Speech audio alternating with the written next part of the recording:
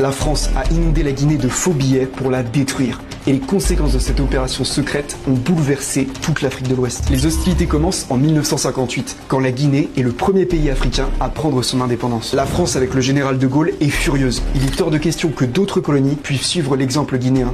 Il faut donc la punir. La réaction est immédiate. Le jour même, un commando de parachutistes est déployé sur la capitale pour s'emparer des réserves de billets et asphyxier l'économie. Mais ce n'est que le début. De Gaulle veut envoyer un message aux autres colonies. Il ordonne alors le départ immédiat des Français, en leur demandant de détruire tout ce qu'ils peuvent sur leur passage. On va jusqu'à dévisser les ampoules électriques et même brûler les médicaments. De Gaulle déclare alors en parlant du président guinéen: mais laissez-le donc s'écoutourer, bouffer ses bananes et ses cacahuètes. Mais pire encore, quand la Guinée décide de créer sa propre monnaie, le gouvernement français y voit l'insulte de trop et décide d'employer les grands moyens. Il lance une opération secrète, nom de code Persil, en référence à la célèbre lessive qui lave plus blanc. La première attaque est économique. Les services secrets français inondent le pays de faux billets pour provoquer une hyperinflation et faire s'effondrer l'économie. Puis vint la deuxième attaque. Les services de renseignement français arment et entraînent des rebelles guinéens. L'objectif est clair, mettre à genoux la Guinée. Sauf que l'opération fut un échec. Le plan fuite, les médias s'en mêlent, c'est un scandale diplomatique et face à l'embarras, Paris est contraint d'abandonner l'opération. Selon les chercheurs, c'est à partir de ce moment-là que la France change de stratégie. Elle se met à donner des indépendances de façade et en même temps, elle place au pouvoir des hommes sous son influence. Et c'est ce système qui perdure encore aujourd'hui, mais qui se fissure de plus en plus. Alors la prochaine fois que tu entendras dans l'actualité que des pays africains tournent le dos à la France, maintenant, tu sauras en partie pourquoi.